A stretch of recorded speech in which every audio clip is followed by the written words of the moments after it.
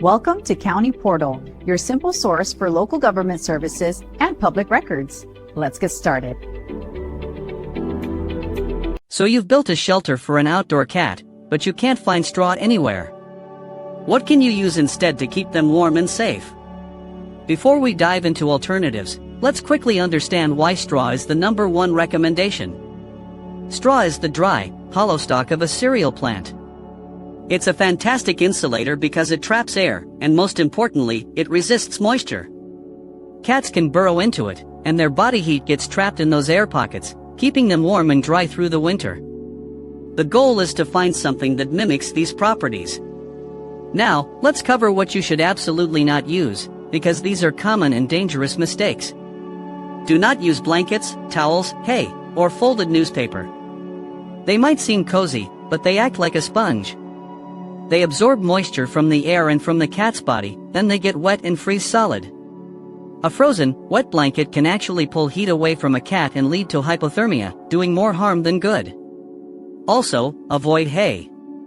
Hay is food, like for horses, and it's leafy and green.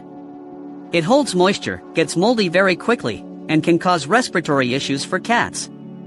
Similarly, avoid cedar or standard pine shavings.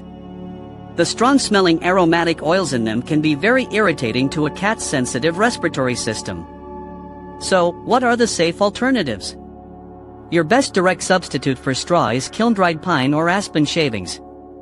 You can often find these at feed stores or in the small animal section of a pet store. The kiln drying process removes those harmful oils, making them safe. They provide good insulation and allow a cat to burrow. You will need to check them periodically and change them out if they become wet. Another excellent option isn't loose bedding at all, but rather lining the shelter itself. You can use Mylar blankets, those shiny silver emergency blankets. Cut them to size and glue or staple them to the interior walls, ceiling, and floor. Mylar reflects a cat's body heat back onto them, creating a very warm space. Just be aware that some cats are bothered by the crinkly sound.